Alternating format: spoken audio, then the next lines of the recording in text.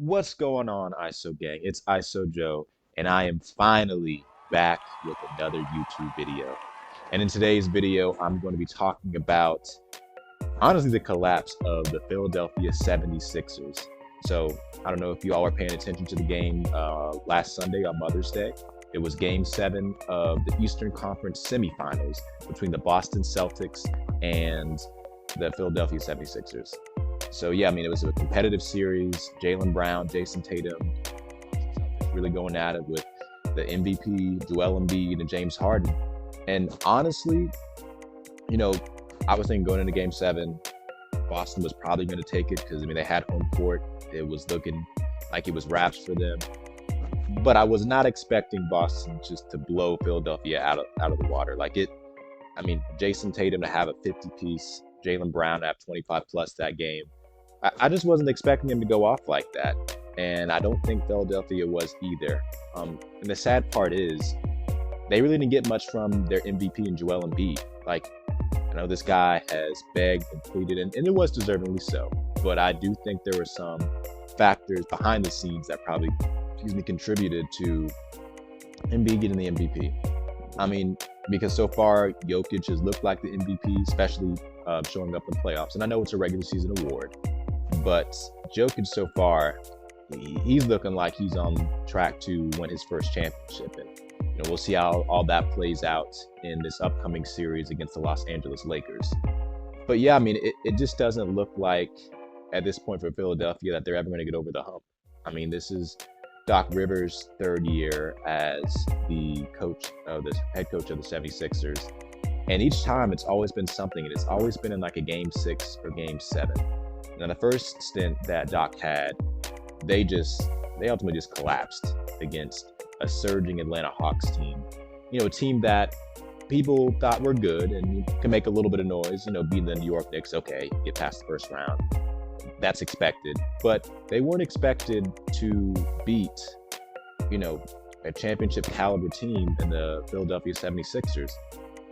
But lo and behold, they were able to pull off what seemed to be the impossible and beating the Philadelphia 76ers in 7 games. And that game was infamous for Ben Simmons' collapse. Really, as we all remember, he had he had a shot to score from point blank range. Trae Young switched over to him, and then he dished the ball out to Matisse Thybulle. And it was really downhill from there. I mean, because it just showed how fragile Ben Simmons was mentally. And honestly, I really do feel for him because, he's such a great talent that really, if there's just some more cultivation in terms of getting a jump shot and really just, having that support system that he needed, we really could have seen just a great star, possible Hall of Famer. And that's obviously early to tell, but if he added a few more skills and a few more tools to his game, he really could be something. He could really be something in that league and really push the 76ers to a championship. But yeah, I mean, Philadelphia, I think it might be time to, tweak the process a little bit more. It might need to break it down. I don't know if that is getting rid of James Harden. I know they recently released head coach Doc Rivers, but I just don't trust this team to really ever get over the hump. Like, they're always going to be in no man's land. They're very similar to the Utah Jazz, who are currently in a rebuild post Donovan Mitchell and their center Rudy Gobert. But yeah, I mean, they have all the pieces. They have good young talent, and Tyrese Maxey, and they have other good role players, possibly role players that are getting paid a little too much, like Tobias Harris. Even though he did show up, 19 points in Game 7, George Niang, Melt, and I mean they have good support, but it just isn't enough. It really just isn't enough at this point. And I mean, we've seen it time and time again. 2021 blowing it to the Hawks. The following year, blowing it to Jimmy Butler and the Miami Heat with his famous quote saying, "You chose him over me," referencing to Tobias Harris.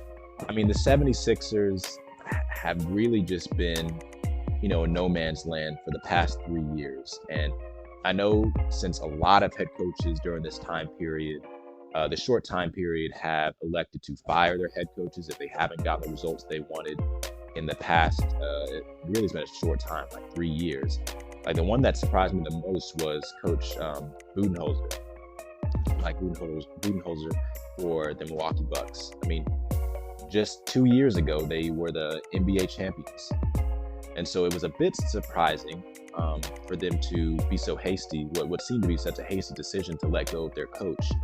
But as we've seen in this business, it's cutthroat being a head coach in the NBA. And it can just be very difficult to keep your job if you're not showing results. And that was ultimately the case for Doc Rivers. But if you really pay attention to his career, I mean, he's shown a history of doing this. I know a lot of people look past it, given his championship in 2008 with the Boston Celtics.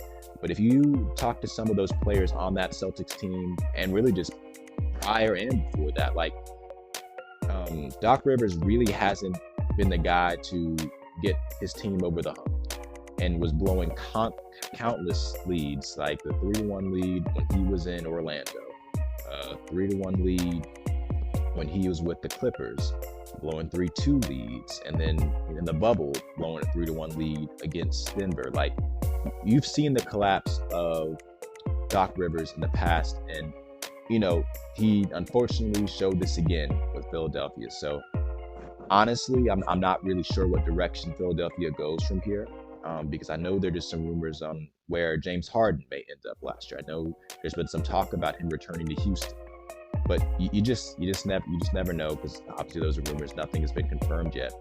But then you start to beg the question: while Embiid is the MVP, will you ever get him to be 100% healthy to really compete for an NBA championship? Because I know in the press conference post game, Doc Rivers was saying, I mean, it'd be great if we could get, for Embiid and just for the team, for him to be 100% healthy, so he can actually, see it through the playoffs and be performing at his peak.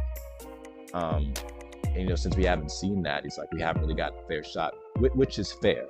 It's fair, but at the same time, you have to. If you're the MVP of our league, you can't have 15 points in the elimination game. That just can't happen.